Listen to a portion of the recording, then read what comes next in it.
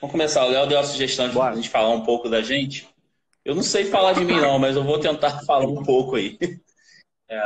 O objetivo, né, o objetivo dessa live, né, é para esse momento que a gente está vivendo agora de confinamento, né, que muitos vídeos estão surgindo, muitas atividades, né, na verdade são pontos positivos, né, a gente prescrever atividade física para a população como um todo, né, evitar o sedentarismo, isso está sendo fantástico.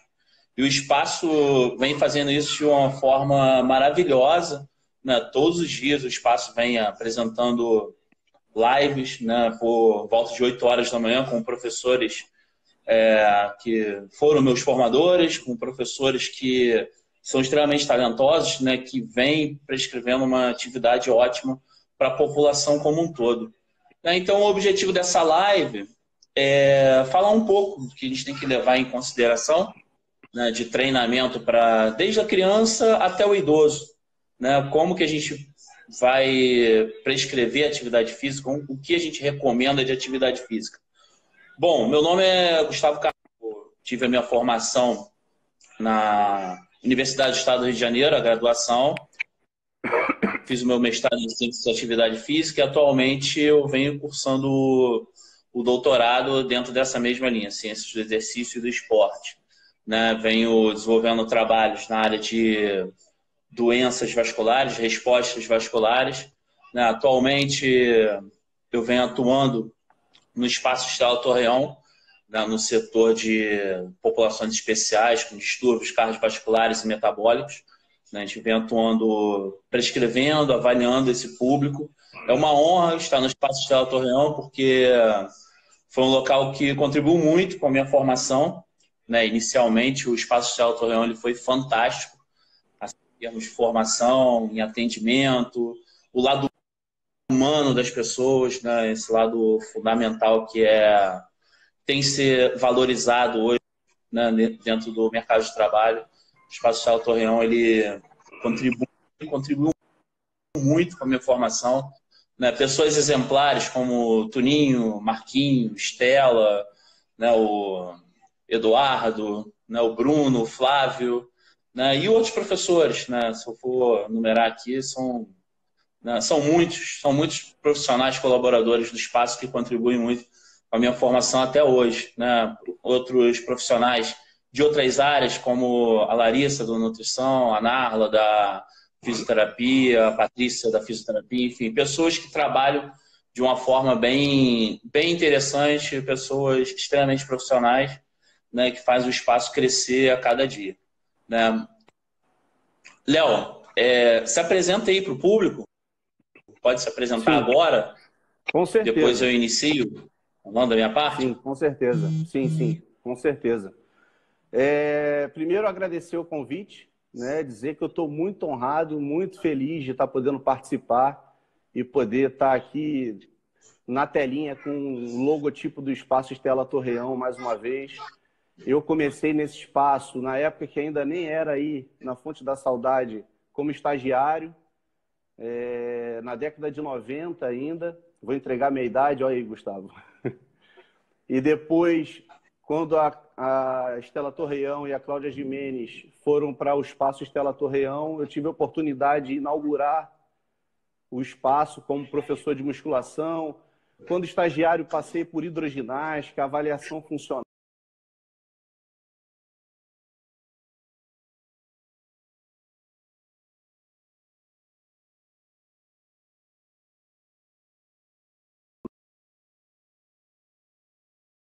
Que o Espaço Estela Torreão colocou em mim um pouquinho daquela semente da inquietude. Embora nós estivéssemos aí na sala, lidando direto com o público, a Estela e o Tuninho, vou falar o nome do Tuninho para representar todo o corpo docente do espaço, colocaram em mim, ainda na época de estagiário, aquela semente de que você precisa estar atualizado. Desde estagiário, eu comecei apresentando temas aí no espaço. Então, enfim, eu trago para a minha vida como um todo essa gratidão. Hoje eu estou, depois de ter concluído o mestrado e o doutorado, estou como docente da Universidade Federal de Alagoas, né? Estou morando aqui em Maceió, trabalho no campus Arapiraca, que também foi uma cidade que me acolheu muito bem, pessoas maravilhosas que fazem parte da minha vida hoje. Lá a gente teve a oportunidade de criar o laboratório de cineantropometria, atividade física e promoção da saúde, que está aqui, ó, o nome do laboratório. Mas eu sempre acompanho todas as ações do Espaço Estela Torreão. Sempre. A minha gratidão, principalmente, e vou falar mais diretamente representando toda a família, né? A Estela e ao Tuninho, é infinita. E vai ser sempre. Eles sabem disso. Se você quiser dar início aí à tua fala, a gente depois vai interagindo. Não, tudo bem, tudo bem. Vamos começar assim, então. Né, a gente programou, né, essa live em 2 blocos, né? A gente não pode passar de 1 hora, né? Então, a gente programou, a gente começa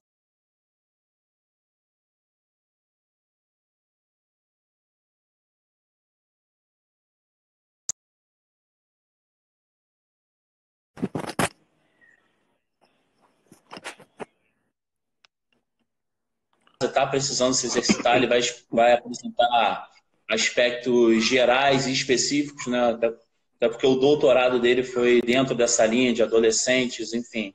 É uma linha muito interessante para a gente entender como que vai funcionar a atividade física dentro do confinamento. Né? Então, sim, Leonardo, né, meu grande veterano, né, uma grande referência para mim, desde a época da Universidade do Estado do Rio de Janeiro, né, que eu fui, instituição que eu fiz a graduação, aprendi muito sobre hipertensão, idoso. Na verdade, ele era o nosso tutor, né? Então a gente aprendia muito, a gente discutia muito alguns casos relacionados à terceira idade, na Universidade Aberta da Terceira Idade. E agora a gente vai discutir como um todo essas populações, né? As possíveis populações. Então, a gente sabe que vamos pensar numa visão global do exercício físico. O exercício físico, né, ele traz inúmeros benefícios, né? A gente sabe que os benefícios gerais, como o ganho de massa muscular, o ganho de força muscular, né, o ganho, né, de aptidão cardiorrespiratória, né? Nós temos diversos estudos demonstrando isso. Né? O Espaço Estela Torreão trabalha dessa forma, né? Melhorando a aptidão física, melhorando a força muscular. Né? Mas a atividade física ela apresenta alguns efeitos que são deletérios, como, por exemplo, uma diminuição da função vascular, ou seja, o sangue ele tem mais dificuldades para circular e para chegar nos tecidos, né? Quando o indivíduo está numa situação de inatividade física, como nós estamos agora na maioria do dia. Né? A gente está sentado, a gente está se deslocando pouco, isso vai gerando inúmeros efeitos deletérios, né? Como, né, para uma população mais idosa, há um aumento de pressão arterial, há um aumento de resistência à insulina, há um aumento, né, do ganho de massa gorda, há um aumento, né, de marcadores inflamatórios, né? E com isso a gente precisa, né, combater esses fatores. Né? E com isso entram algumas recomendações, né? Foi bom até falar agora 3 de abril, né? 2 de abril, na verdade, porque a gente já recebeu alguns documentos, né, da Organização Mundial de Saúde, o Colégio Americano de Medicina do Esporte, né, o próprio Ministério da Saúde recomendou, o Conselho Regional, enfim, diversas instituições recomendaram atividade física e exercícios domiciliares para a população realizar nesse período de distanciamento social ou isolamento social. Né? E com isso, né, o que é o mais importante agora, esse momento do distanciamento social, né, a gente precisa adaptar essas atividades. Né? O sedentarismo, já foi demonstrado em inúmeros estudos que o sedentarismo é muito ruim para vários fatores, o sedentarismo de longa data, mas a gente precisa bolar estratégias, né, para retirar essas pessoas do sedentarismo. E quando a gente pensa numa população mais idosa, né, a atividade física dessa população idosa já é bastante adaptada, né, já é bastante adaptada. A gente procura realizar exercícios com deslocamentos, né? Isso no ambiente de academia mesmo. Exercícios de deslocamento, que aumentam a potência muscular, exercícios que melhoram, né, o controle motor, né? E as atividades que são indicadas para esse então, nós podemos, por exemplo, sugerir deslocamentos em ambiente domiciliar, como, por exemplo, ir para frente, ir para trás, isso numa sala mesmo, né? Buscando um ambiente adequado, um piso que não seja derrapante, né? Atividades como sentar e levantar da cadeira, né? São atividades essenciais assim, que melhoram, né, a força do quadríceps, essa região anterior, essa região da frente da nossa coxa, né, que é fundamental para prevenção de quedas, assim, melhorar a força muscular, melhorar a parte de equilíbrio é fundamental, né? Atividades com apoio próximo, né, a gente pegar o idoso, pedir para ele realizar um tipo de atividade, né, tendo um local de apoio, como, por exemplo, uma cadeira mais alta, uma parede, é importante, né, o indivíduo realizar nesse tipo de atividade movimentos para membros superiores, movimentos para membros inferiores, né, e, acima de tudo, evitar ficar sentado o dia inteiro, evitar ficar numa situação estática o dia inteiro. Muitos Gustavo, estudos já demonstram que... Fala, Leonardo. Só aproveitando, me deu vontade aqui de fazer uma pergunta. O que você acha, né? A gente sabe que o envelhecimento, esse público idoso, é um público que normalmente traz comorbidades, né? E doenças cardiovasculares estão muito presentes. Nesse período de isolamento social, que tipo de atividades assim você julga como sendo essenciais para esse público de idosos, mas que tenham em conjunto já um processo de envelhecimento, doenças cardiovasculares? Tem alguma coisa especial que você acha que não pode deixar de fazer? Algum cuidado extra? Os estudos demonstram, né, os grandes estudos epidemiológicos, eles demonstram que para essa população é interessante aumentar o gasto calórico, né? É fundamental a população idosa aumentar o gasto calórico nessa fase da vida e principalmente quando apresenta uma comorbidade, como, por exemplo, uma hipertensão arterial, diabetes mellitus, né, que é muito presente, né, nesse tipo de população acima de 65 anos, 70 anos, né, aumentar o gasto calórico. É fundamental, né, aumentar o deslocamento, né, buscar pelo menos 30 minutos por dia, se não conseguir realizar 30 minutos por dia de forma contínua, realizar de forma intercalada, por exemplo, 10 minutos pela manhã, 10 minutos à tarde, 10 minutos à noite. Tá? O ideal é que faça de uma maneira contínua aqueles indivíduos que sejam mais ativos. Mas, assim, esse tipo de população é interessante aumentar o gasto calórico, ou seja, realizar a atividade física de uma maneira mais adequada, né, aumentando o gasto calórico, e com isso, né, o que os estudos demonstram, que ocorre a redução da pressão arterial, ocorre a redução da resistência à insulina e previne infarto. Né? Então, em ambiente domiciliar, o conselho que a gente dá para esse tipo de população é aumentar o gasto calórico. Esse é o conselho geral. Né? Lógico que nós temos atividade. Fala. Posso só fazer um parênteses? Sim. É porque a gente normalmente pensa na prática do exercício físico sempre, né? A pessoa que agora está confinada e ela, porque tem mais tempo, precisa fazer o exercício físico. Mas a gente não pode esquecer que o confinamento, principalmente esse de agora, que é obrigatório, ele reduz o nível habitual de atividade física. Então, até mesmo aqueles idosos que não faziam a prática dos exercícios físicos regularmente, têm uma redução significativa do nível habitual de atividade física. É comum a gente escutar as pessoas falarem assim, mas eu já não fazia exercício físico, então para mim não está surtindo efeito nenhum esse isolamento domiciliar. Pelo contrário, porque você antes do isolamento, você tinha a sua atividade física habitual maior, é a questão do gasto energético que você está falando. Eu ia à padaria, eu ia até a praça jogar meus jogos de tabuleiro, no caso do envelhecimento, eu ia dar minha caminhada na lagoa, ou eu ia dar uma caminhada aqui na Ponta Verde, aqui em Maceió. As pessoas tinham, mesmo que não fizessem um exercício físico regularmente, um gasto energético maior. E agora estão confinadas. Então, é muito importante que mesmo aqueles que não fazem exercícios físicos estejam antenados para criarem alternativas dentro de casa para aumentar esse gasto energético. Aí vem essas atividades que você citou bem.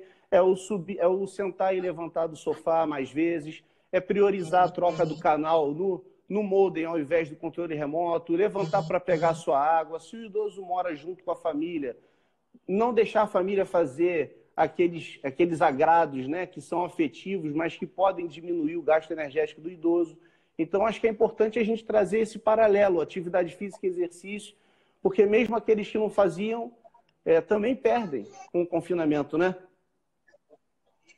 Sim, com certeza. Assim, quando a gente tem alguns estudos demonstrando que quando o indivíduo, por exemplo, fica acamado, ele perde muita força e assim, algumas comorbidades passam a aparecer, né? Inclusive os indivíduos que já eram sedentários, né? Vamos imaginar um idoso que sofreu uma fratura de quadril, né? Quando ele sendo sedentário, né? Quando ele entra numa situação de imobilização, ele vai perder a massa muscular, ele vai perder a força muscular, né? Então, é muito importante, foi como o Leonardo falou, vamos passar para a situação do Rio de Janeiro, a Lagoa Rodrigo de Freitas, por exemplo, né, que esse idoso ele se desloque. Mas nesse período de confinamento, esse deslocamento ele tem que ser evitado em ambiente público, né? A gente tem que evitar a aglomeração e esse deslocamento ele tem que ser realizado, por exemplo, numa varanda, tem que ser realizado numa sala, né? É extremamente importante aumentar, né, esse nível habitual de atividade física, né, para que não tenha um prognóstico negativo para esse idoso. Né? Então, assim, vamos Exatamente. pensar nos exercícios, né, domiciliares, né, evitar ficar de uma forma estática. E esses exercícios, como que tem que ser feito esse exercício? Né, a gente procura, né, nesse tipo de situação especial, né, aplicar um exercício que esteja em torno de 20 a 30 segundos. Por exemplo, sentar e levantar da cadeira, né, para nós que somos jovens, né, 30, 20 segundos, a gente vai fazer entre 8 e 10 movimentos. Mas para o idoso, se ele for realizar isso 4, 5 vezes, está de bom tamanho. E não gerar fadiga, né? Nesse período que pode acontecer uma situação viral, né? Ele pode estar infectado com o Covid, né, 19, né? A gente procura, né, não gerar fadiga, né? A gente procura aplicar esse modelo de treinamento de leve a moderado, ou seja, aquele idoso ele conseguir conversar durante uma sessão de treinamento. O segredo é esse idoso não ficar parado nesse momento, né? Ele não pode ficar parado nesse momento, porque a gente sabe que nessa situação, né, de sedentarismo extremo, né, as pessoas elas acabam talvez apresentando alguns efeitos deletérios que não são interessantes. Né? Surgiu uma pergunta aqui, né, da Larissa, né? Você falou em 10 minutos pela manhã e à tarde para o idoso. Qual seria o mínimo de tempo por dia para o idoso? Né? Assim, as recomendações, né, os guidelines, né, quando a gente pensa nas recomendações gerais, né, os grandes documentos, Larissa, eles tentam que esses idosos cheguem a pelo menos 150 minutos semanais. Ou seja, 30 minutos por dia, realizando 5 vezes na semana. Né? Então, é interessante, se possível, acumular em torno de 30 minutos de atividade por dia. Né? Os benefícios eles já estão comprovados em muitos estudos, né, que 30 minutos por dia já geram um benefício muito grande na pressão arterial, na glicose, né, e em outras funções desse idoso. Foi feita uma pergunta aqui, né, E idosos que têm problemas de joelho, quadril e protusões discais, né? Esses idosos, né, a gente procura, né, evitar as atividades com alto impacto, né? Deslocamentos não tão abruptos, né? A gente procura não alterar tanto a mudança de direção, né? A gente evita essa mudança de direção e atividades realizadas numa velocidade, né? Quando a gente pensa em confinamento, obviamente que tem atividades mais recomendadas, como, por exemplo, de atividades aquáticas, né? Que o Espaço Stella Torreão realiza, né? Mas, assim, nessa situação de confinamento, que o idoso não vai ter acesso a uma piscina, a um ambiente aquático e a um profissional, né? O ideal seria ele realizar atividades leves, atividades com velocidades reduzidas, para que essas lesões não se agravem mais, né? Então, a gente recomenda, né? Quando a gente pensa nessa situação que a gente está vivendo agora, né? Que as pessoas elas devem realizar essas atividades, né, em condições saudáveis, né? Se a pessoa estiver com febre, né? Se a pessoa estiver com febre, tosse e dificuldade de respirar, né? A gente pede que essa pessoa fique em casa e descanse, né? E, se possível, né, se esses sintomas se agravarem, né, isso é recomendação do Ministério da Saúde e da Organização Mundial da Saúde, procurar um atendimento médico, né? Então, assim, evitar realizar atividades em situações que a febre, a tosse, a dificuldade de respirar, né, estejam presentes. Né? Gustavo, Nós temos... Valeu. Desculpa te interromper, é que o Dudu fez uma pergunta aqui para mim. A pergunta dele é interessante. Eu tenho esteira em casa e fui diagnosticado com Covid-19. Estou em isolamento e queria fazer esteira. Devo fazer? É recomendado? Essa é uma pergunta muito interessante, mas eu prefiro ser um pouco conservador, né? A gente está diante de um cenário epidemiológico, de uma infecção, e que a gente não tem um tratamento específico ainda, né? A gente não tem nem remédio para tratar essa infecção. E é uma infecção que está muito relacionada às disfunções respiratórias, à dispneia, né? Se essa pessoa já está diagnosticada com Covid-19, ela está sob um quadro infeccioso. E, na minha opinião, Dudu, sob uma infecção e grave como essa, eu recomendo o descanso. O que normalmente a gente encontra nos sites, né, inclusive do Ministério da Saúde, é que as horas de sono, bom descanso é fundamental, até porque a gente não pode esquecer que durante esse período a gente tem que estar sempre antenado a como está o nosso sistema imune. O nosso sistema imune vai ser o nosso principal aliado nessa pandemia. As pesquisas estão mostrando, inclusive, que os óbitos que estão acontecendo, os casos mais graves que estão surgindo, estão muito relacionados a como a resposta imune da pessoa tem sido efetiva ou não. Então, se a gente pensar que o exercício físico é um estresse que tira o corpo do equilíbrio, né, faz aumentar a ventilação pulmonar, dificulta a oxigenação, e num ambiente quente e úmido pode estar associado a uma perda hídrica também grande, eu prefiro ser conservador e dizer para essa pessoa deixar a esteira dela ali no cantinho, pelo menos por enquanto, repousar, hidratar bastante, porque a gente precisa cuidar do processo infeccioso primeiro, tá, Dudu? Espero que tenha correspondido aí a pergunta. Desculpa interromper, Gustavão. Não, é isso mesmo, né? O que o Léo está falando, assim, a gente não tem a resposta exata para esse tipo de pergunta, né? A literatura não consegue explicar isso para a gente, né? A literatura nem mostrou ainda direito o que é o vírus, né? Eles estão sequenciando o DNA, RNA desses vírus, né? Ele pode estar sofrendo mutação ou não, enfim. Muito menos estudos relacionados à área de exercício, né? Por exemplo, qual o efeito do treinamento físico para esse tipo de população que está apresentando, né, o Covid-19.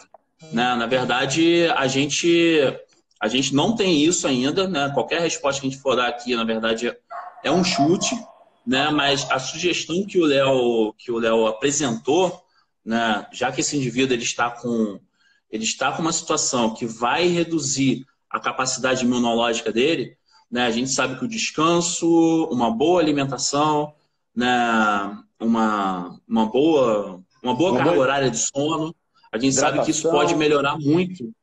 Hidratação, enfim, a gente, na verdade, no espaço, semana retrasada, a gente fez... Semana retrasada não, há 3 semanas atrás a gente fez uma uma palestra, né, uma palestra destinada à função imunológica, né? E aí, né, a gente compartilhou, né, conhecimentos de atividade física e de nutrição. Eu acho que essa palestra ainda está no Facebook do espaço, né? Quem quiser ter acesso a essa palestra, né, em atividades que melhoram o sistema imunológico. Então, assim, o bom senso, né, como o Léo falou, né, e a colocação com algumas bases fisiológicas, isso acaba sendo essencial para esse tipo de situação. Tá? É fundamental. Opa, pode falar? Desculpe interromper, cara, mas é que aí as dúvidas, né, e a vontade de contribuir também é grande. Não, bate-papo.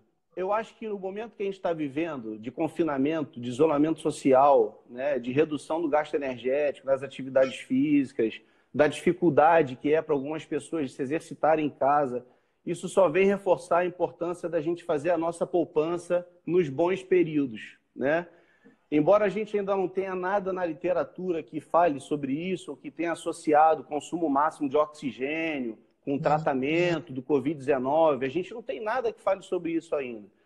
Mas eu tenho a minha impressão que aquelas pessoas, né, que vêm fazendo seu exercício físico regularmente, que vêm melhorando o aspecto circulatório como um todo, que vem melhorando o seu consumo máximo de oxigênio, sua aptidão cardiopulmonar, sua ventilação pulmonar máxima, enfim, e, consequentemente, todas as funções submáximas, elas vão melhorando junto com as funções máximas, né?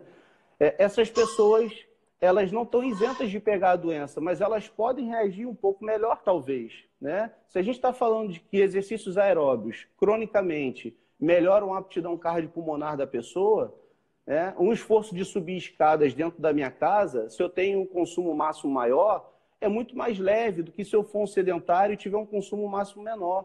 Se eu tiver infectado pelo Covid, que é um vírus associado à questão pulmonar, né, pode ser que eu melhore a minha qualidade de vida reagindo à infecção sem deixar de fazer as atividades diárias. Por quê? Porque eu antes, no período que eu ainda não tinha o isolamento social, eu pratiquei meus exercícios físicos e eu contribuí para essa consequência.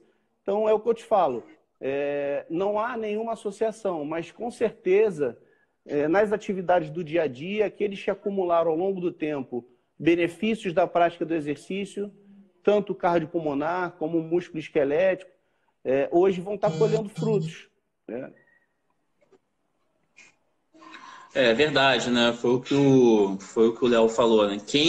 Quem preparou essa poupança para gastar agora, né, no período de sedentarismo, que vai apresentar perda, ou um período grande de inatividade física, pode se beneficiar, né? Quem tem essa poupança, né, bem preparada. E assim, essas recomendações, Léo, de subir escada, né, de dançar dentro de casa. Ontem, quando eu fui ver, eu estava dançando com a minha filha dentro de casa. Né? Então, essas recomendações, elas são altamente benéficas. Né? Inclusive, muitos documentos, né, um documento britânico, um documento americano, eles estão recomendando atividade de dança. Né? A pessoa realizar atividades mais voltadas, né, para a parte lúdica, inclusive para interagir com as crianças. Né? Que você vai começar a falar um pouquinho agora. Né? O que você tem a falar, Léo, para a gente com relação à atividade física para criança, né? Como que essas crianças e adolescentes podem fazer atividade física nesse período de confinamento? Então, Gustavo, na verdade, essa situação de confinamento para a população infanto-juvenil é novidade, né? O que é novidade é o isolamento obrigatório. Aliás, o que a Organização Mundial da Saúde vem batalhando já há algum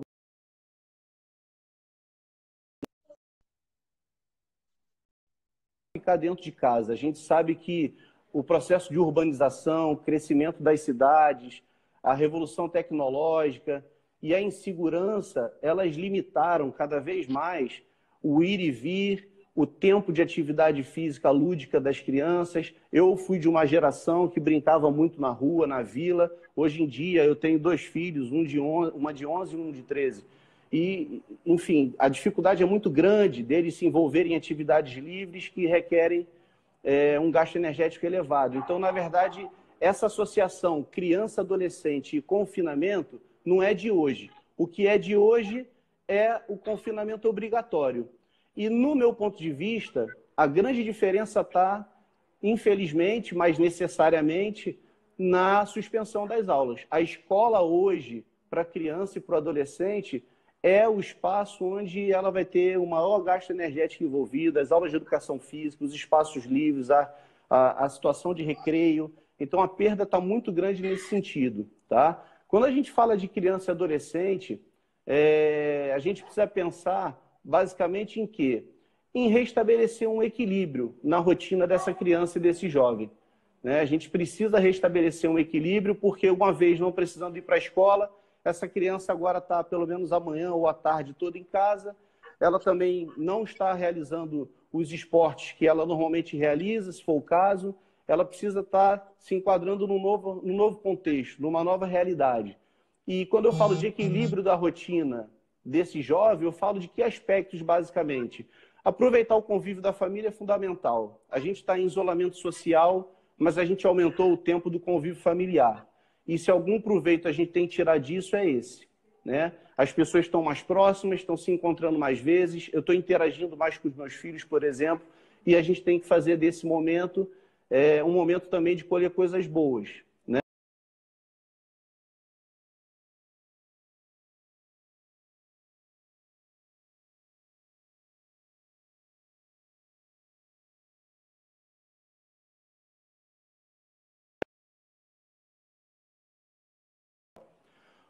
Diminuir o tempo de atividades sedentárias já é uma batalha grande, junto com o tempo de sono e a prática de atividades físicas, principalmente as moderadas vigorosas.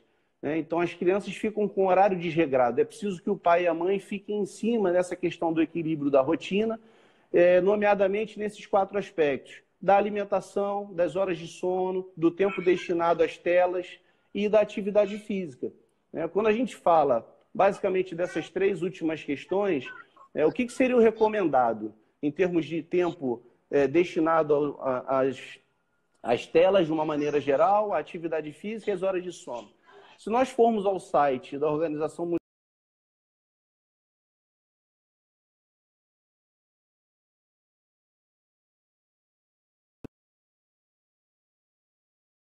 Única para todas as crianças e todos os adolescentes, há uma estratificação por faixa etária, mas, resumidamente, o que a gente tem é algo em torno do quê?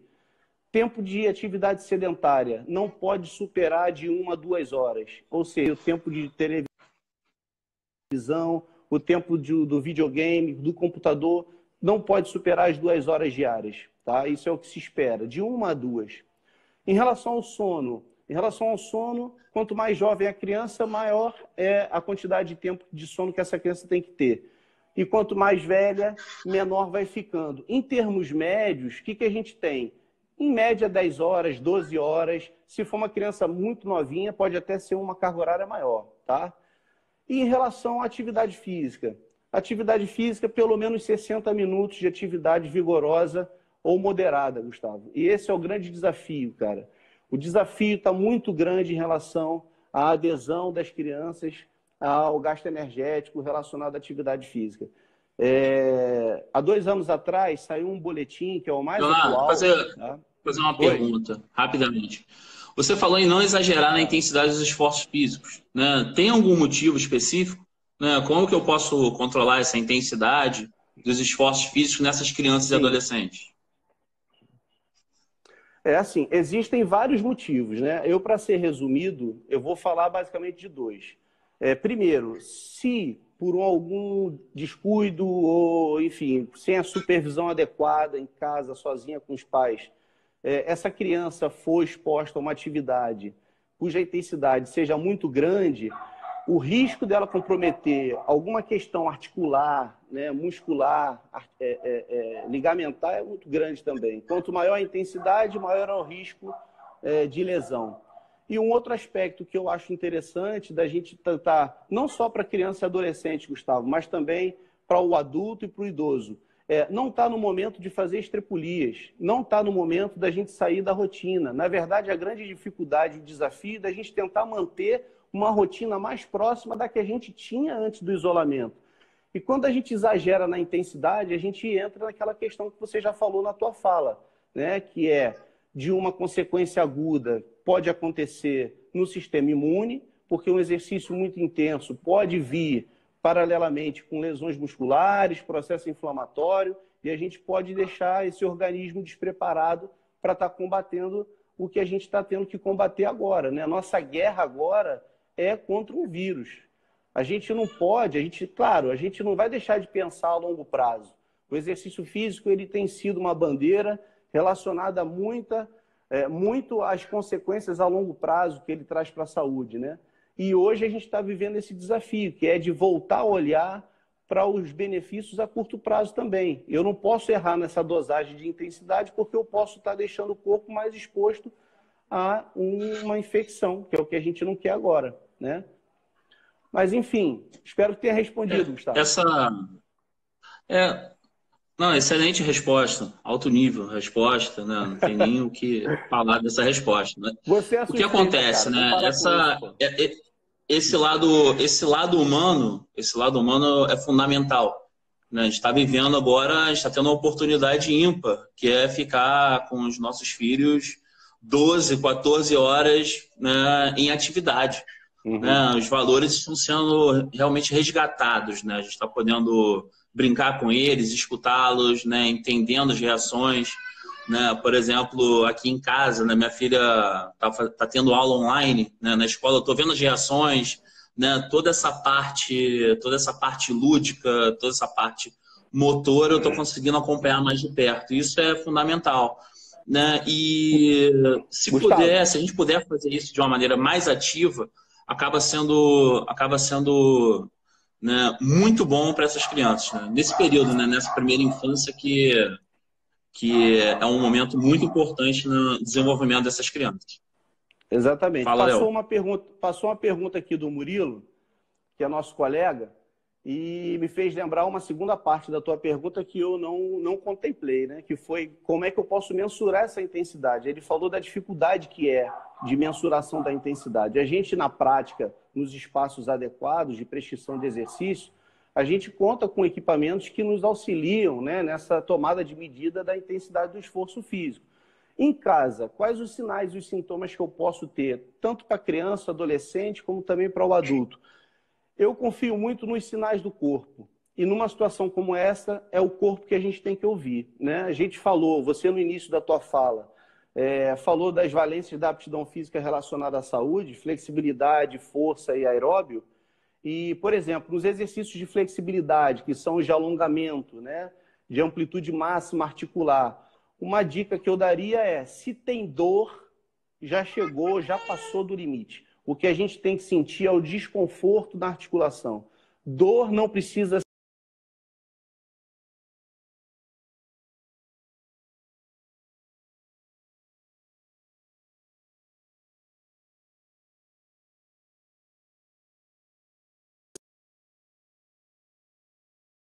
consegue realizar aquele número de repetições que você, em princípio, passou para ele fazer, é porque está difícil, é porque a intensidade está grande. Então, vamos respeitar o limite fisiológico da criança e falar para ele fazer o número de repetições que for confortável para ele. Com relação à parte aeróbia, nessa ausência de equipamentos e na dificuldade que crianças e adolescentes, e às vezes até o adulto tem o pulso radial e contar a frequência cardíaca, né?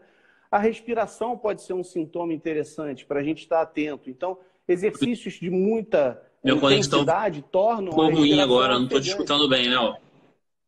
Não? Então, tá ouvindo melhor? Não estou escutando bem. Eu estava dizendo que a respiração pode ser um sintoma interessante para controlar essa intensidade também. Está me ouvindo melhor, Gustavo?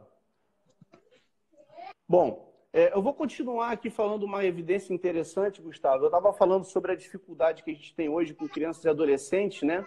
E para você ter uma ideia, para todos que estão nos ouvindo terem uma ideia, nós fazemos parte de um país que nem de perto está no top 10 das recomendações internacionais. Há 2 anos atrás saiu um boletim que foi fruto de uma conferência na Austrália, a participação de mais de 40 países, representação dos 6 continentes do globo terrestre. E para você ter uma ideia,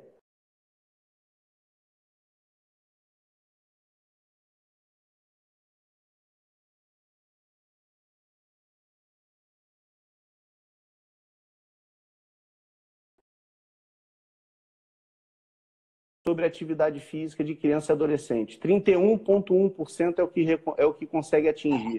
Em relação à participação de atividades esportivas, né, no contexto organizado, normal aqui, que é o tá? que vem contribuindo, beleza, que é o que vem contribuindo muito com o gasto calórico das crianças e jovens de hoje também.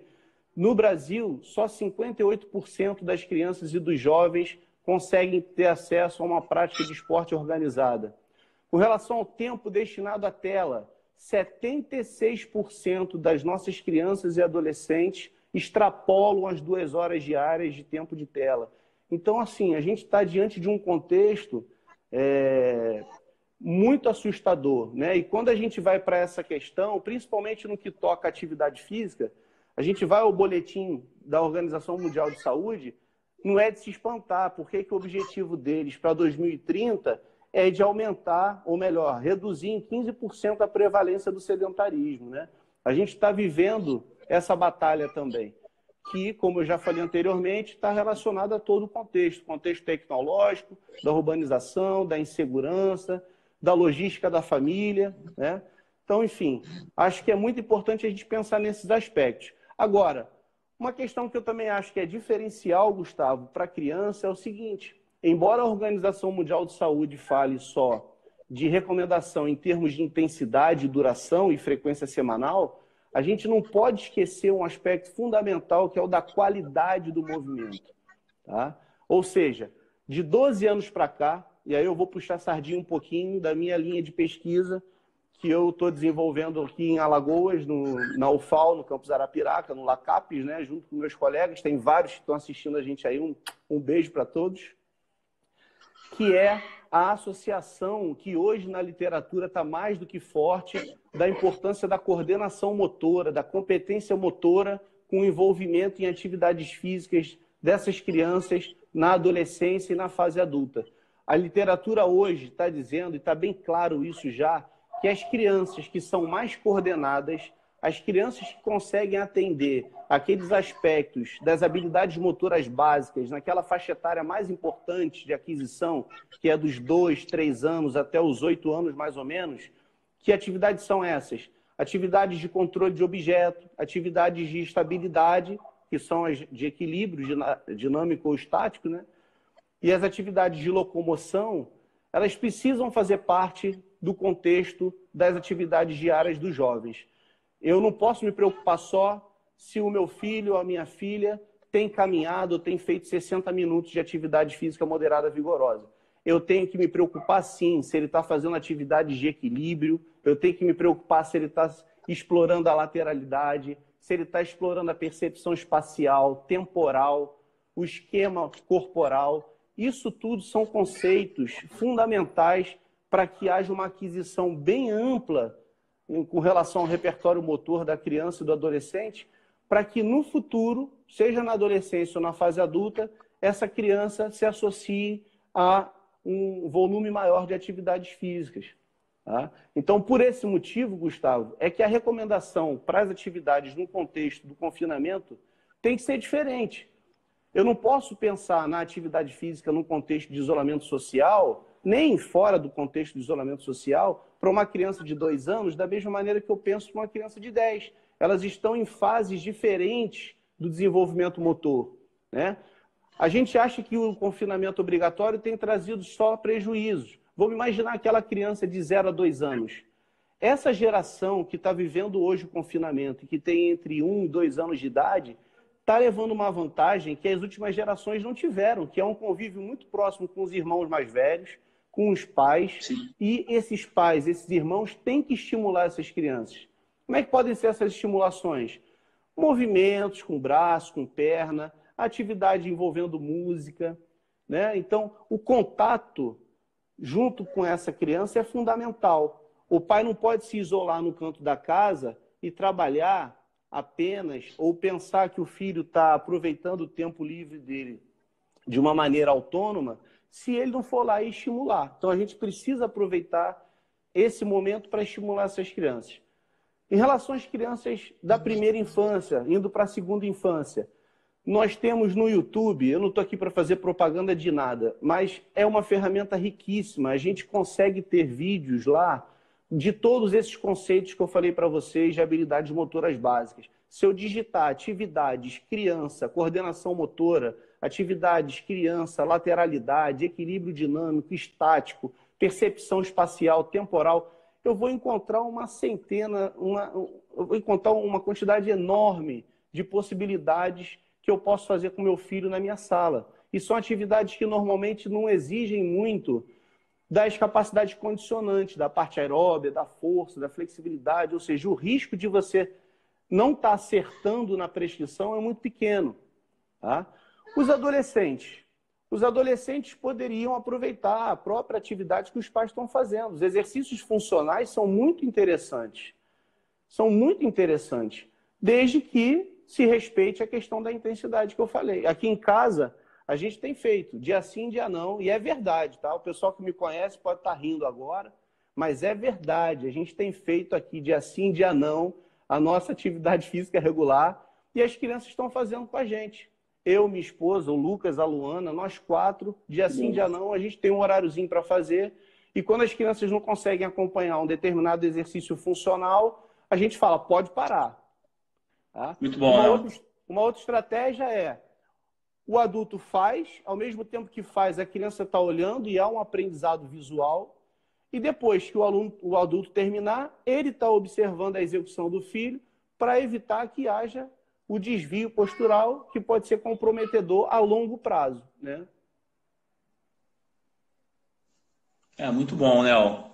Assim, esclareceu muito bem o que é atividade para criança e adolescente nesse período, né? Mostrou as diferenças, né? Que a gente acha que é tudo igual, mas na verdade tem diferenças no desenvolvimento motor, tem diferença em vários aspectos, né? A gente procura sempre entender a população como um todo. Isso serve para criança, para adulto, para idoso, né? Tem idoso com repertório motor fantástico, né? Que vai conseguir realizar determinados movimentos, mas tem o idoso da mesma idade que não vai conseguir realizar o movimento. Então a gente tem que entender tudo isso, né? Eu já aponto aqui que o Espaço Estela Torreão vem acompanhando esses idosos, né? Para vocês terem uma ideia, a gente vem entrando em contato com esses idosos, né? Perguntando sobre atividades, o que eles estão fazendo, né? De forma contínua, né? E está sendo muito interessante que esses idosos estão bem ativos dentro de casa, né? Isso está sendo muito bom, né? É um ganho muito interessante, né? A gente conseguir manter esses idosos ativos, que esse período ele vai acabar, né? Ele vai acabar em algum momento e a gente espera recebê-los todos ativos, né? Com poucas perdas, né? Inevitável aqueles idosos extremamente condicionados, né? É inevitável que eles acabam perdendo um pouco mesmo de força muscular, de capacidade aeróbia, né? E com relação à criança, adolescente, é aproveitar todo esse lado humano, toda essa parte motora, se puder realizar de uma forma em conjunto com a família, né? É um momento ímpar, como o Léo falou. Exatamente. Tá terminando, tá, Léo? Tá terminando a nossa live aqui. Posso só fazer um acréscimo rápido? Pode falar. Jogo rápido. Acho que uma mensagem importante que a gente tem que passar também é o seguinte: se a pessoa praticava exercícios na parte da tarde, por 1 hora e meia, que ela não se aproveite do isolamento social para realizar de manhã, de tarde e de noite. Na parte da manhã e na parte da noite, uma dica que eu dou é que ela procure realizar as atividades físicas domésticas, né, e as alternativas que você bem falou, para compensar esse isolamento e não encaixar uma rotina de exercícios físicos.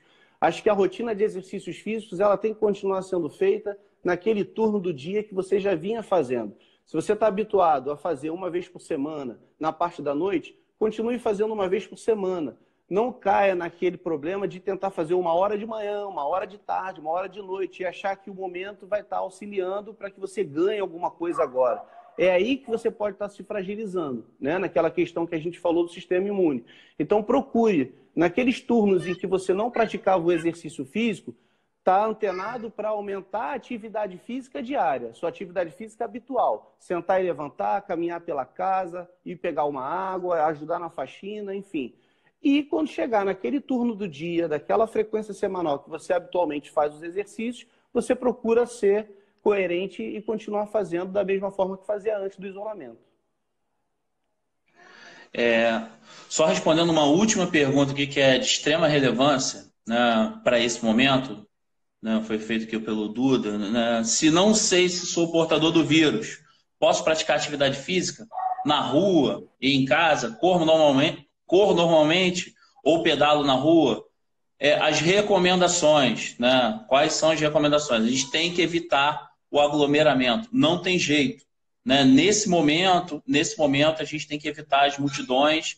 Imagina todo mundo resolvendo ir para a rua ao mesmo tempo praticar atividade física, né? Então as condutas individuais elas devem ser dentro de casa, né, em ambiente afastado, tá? Isso é fundamental, né, para a gente conter esse momento agora que, como eu falei anteriormente, ele vai passar. Ele vai passar e a gente tem que passar da melhor maneira possível, tá? Então, realizar atividade física em casa, né? Sabendo ou não que a portadora tem que realizar essa atividade em ambiente domiciliar. Tá? Estamos encerrando a live aqui, na verdade, faltam 3 minutos aproximadamente. Eu gostaria de agradecer, né, em nome do espaço, a participação de todos. Obrigado, Estela, pela oportunidade. Léo, prazer enorme. Prazer é todo ver meu. você falando, né? Professor de longa data, um nível muito alto, deu para perceber na vai live. Vai entregar minha idade, cara. Há muito tempo. A idade vai melhorando, tá igual vinho, né? Você vai entregar a minha idade, que eu falei. Ah, tá. Vou chegar. Um dia eu chego. Não, se Deus quiser. Entregar. Tô surdo. Então, já tô atingindo a terceira idade. Então, o que acontece? Foi um prazer enorme, né, estar com todos aqui. As perguntas foram excelentes, tá? O nível da nossa live, né, acredito que tenha sido satisfatório. Espero que vocês tenham gostado. Tá bom? Forte Gustavo, abraço a todos. Léo, considerações finais, por favor. Eu estou muito feliz de estar participando desse momento. Estou voltando às minhas origens, né? Eu fui criado aí com esse pessoal. A Estela, o Tuninho, são pessoas que eu tenho uma gratidão muito grande. É um prazer enorme fazer parte desse momento. Um beijo para todos que estão assistindo a gente. Muito emocionado. Pô, não faz isso não, cara. Não precisa disso. Pô, aí deixa todo mundo emocionado. Assim seria eu. É isso aí, emoção. Foi uma live, tô vendo um monte de coração aqui. Foi uma live realmente emocionante. É muito bom poder contribuir, né? Realmente o Espaço Estela Torreão tem um tempero especial, né? Tem um tempero especial. Eu falei para Estela, falei para Flávio, falei para todo mundo. Eu chego aqui, né, quando eu chego no espaço, eu me sinto em casa. Eu me sinto em casa, porque aquilo dali é uma casa, né? A conduta profissional, a conduta pessoal,